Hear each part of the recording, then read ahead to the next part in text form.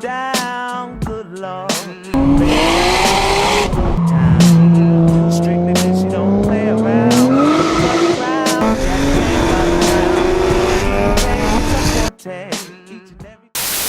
What up, what up?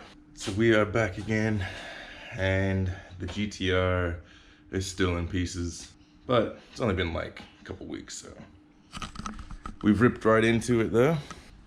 Heads off, turbos off, cold side, no radiator, intercooler, everything's gone.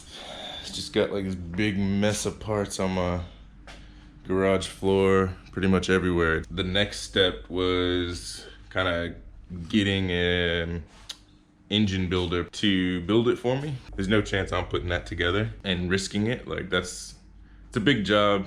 I just don't feel comfortable doing it. End of story.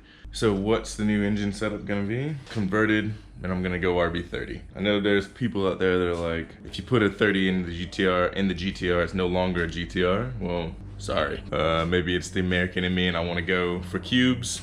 I don't know. Truth be told, it was the cheapest engine to build. You know, going 2.8, you typically go N1 block, and depending on where you live, here that's a 5K block, plus the stroker kit, another 8K. So just to have block and pistons, no sump, no oil pump, and you're already over, what was that, 13K, 12K? Whereas with the 30 bottom end, being in Australia, we get them pretty cheap. So you can 30 bottom end for 400 bucks, 500 bucks. You can still use the stock 3-liter crank. Obviously, get the machine work done, fit a sump adapter for the 4-wheel drive. All you need to do is throw rods, pistons, and bearings in it, and an oil pump. You've already got 3-liter capacity, plus a new block, plus a stronger block for 400 bucks. But for what you get for the stroker kit and the N1 block, the 30 is by far the way to go. So much more bang for your buck with a 30. So yeah, like I said, it's a no-brainer. Yes, there will be some issue fitting it. Honestly,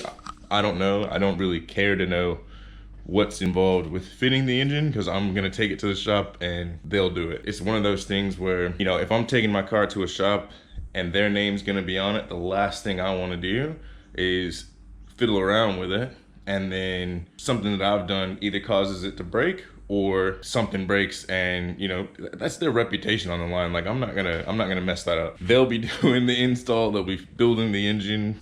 I want to drive this thing. I don't want to be worried about driving it every single time that, you know, I go out and give it a little hit. I don't want to think about it blowing up like I have been for the past 2 years. So we'll get it built the right way and finally have ourselves a beast. So now on to the second part of this. I've had a few people message me going, now that the car is off the road, you know, what's gonna happen with the channel? I can guarantee you, channel's gonna stay alive. I've actually got 2 videos in the works right now I think are gonna be game changers for the channel. So I'm super excited to release these things, but I'm still putting finishing touches on some of them, so just bear with me. But game changer is coming for sure. Like, I had so much fun filming and editing this next video.